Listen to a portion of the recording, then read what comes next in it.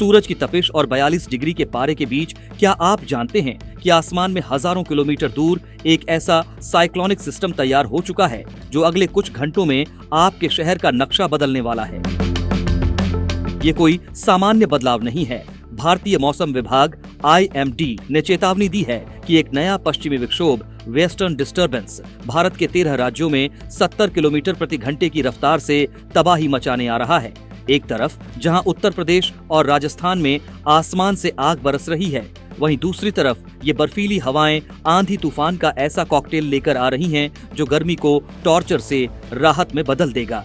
1. पश्चिमी विक्षोभ western disturbance. क्या है यह आसमानी सिस्टम?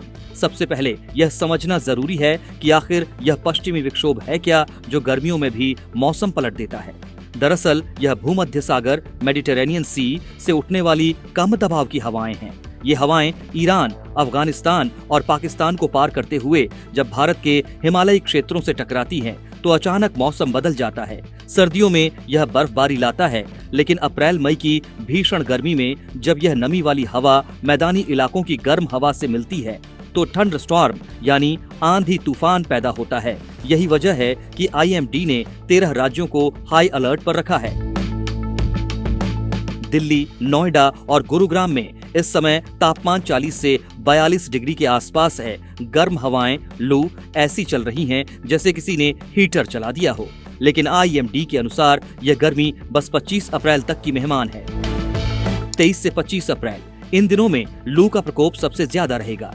27 से 28 अप्रैल पश्चिमी विक्षोभ के असर से दिल्ली NCR में हल्की से मध्यम बारिश और ओलावृष्टि हेल स्टॉर्म की संभावना है।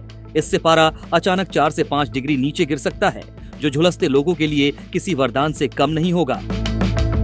उत्तर प्रदेश और राजस्थान के हालात सबसे ज्यादा गंभीर हैं। बुंदेलखंड, झांसी, बांदा और पश्चिमी राजस्थान, चुरू, जोधपुर में तापमान 45 डिग्री तक पहुंच चुका है। राजस्थान, यहाँ 70 किलोमीटर प्रति घंटा की रफ्तार से धूल भरी आंधी डस्ट स्टॉर्म चलने का अलर्ट है। यह आंधी इतनी ताकतवर हो सकती है कि कच्चे मकानों और पेड़ों को नुकसान पहुंचा दे। बिहार, यहाँ सीमावर्ती जिलों जैसे किशनगंज और अररिया में बादल छाने के संकेत हैं, लेकिन मैदानी इलाकों में फिलहाल हीट वेव का टॉर्चर जारी रहेगा। पहाड़ों और दक्षिण भारत का हाल, बर्फबारी और प्री मानसून पहाड़ों पर यह विक्षोभ अपना असली रंग दिखाएगा। हिमाचल प्रदेश और उत्तराखंड के ऊंचाई वाले इलाकों में 24 अप्रैल से भारी बर्फबारी और बारिश का दौर शुरू होने वाला है। इससे न केवल पहाड़ों में ठंडक आएगी, बल्कि वहां से बहने वाली ठंडी हवाएं मैदानी इलाकों के तापमान को भी कंट्रोल करेंगी। वहीं दक्षिण भारत में केरल, तमिलनाडु और कर्नाटक के ऊपर एक नया वेदर सिस्टम सक्रिय हो रहा है। इसे प्री मानसून गतिविधियों का हिस्सा माना जा रहा है, जिससे गरज चमक के साथ बारिश होने की उम्मीद है। असम, मेघालय और अरुणाचल प्रदेश में स्थिति सबसे ज्यादा संवेदनशील है। यहाँ सिर्फ बारिश नहीं, बल्कि आकाशीय बिजली, लाइटनिंग गिरने का बड़ा खतरा है। 60 से 70 किलोमीटर की रफ्तार से चलने वाली हवाएं बिजली के खंभों और कम्युनिकेशन टावरों को गिरा सकती हैं। IMD ने यहाँ के लोगों को प्री मानसून की इन गतिविधियों के दौरान घरों के अंदर रहने की सलाह दी है। जब हवा की रफ्तार 70 किलोमीटर प्रति घंटा हो तो कुछ बुनियादी बातों का ध्यान रखना आपकी जान बचा सकता है। आंधी के दौरान यदि आप बाहर हैं तो कभी भी बड़े पेड़ों, पुराने खंभों या होर्डिंग्स के नीचे खड़े न हों। लू के लिए दोपहर 12 से 4 के बीच बाहर निकलने से बचें। अपने पास हमेशा पानी की बोतल रखें और सूती कपड़े पहनें। इलेक्ट्रॉनिक उपकरण, गरज चमक के समय मोबाइल और अन्य प्लग इन उपकरणों का उपयोग कम करें।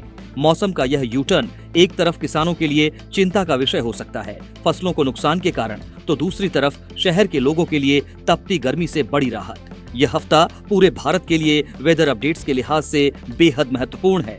क्या आपके इलाके में भी बादलों की आवाजाही शुरू हो गई है या अभी भी सूरज का टॉर्चर जारी है?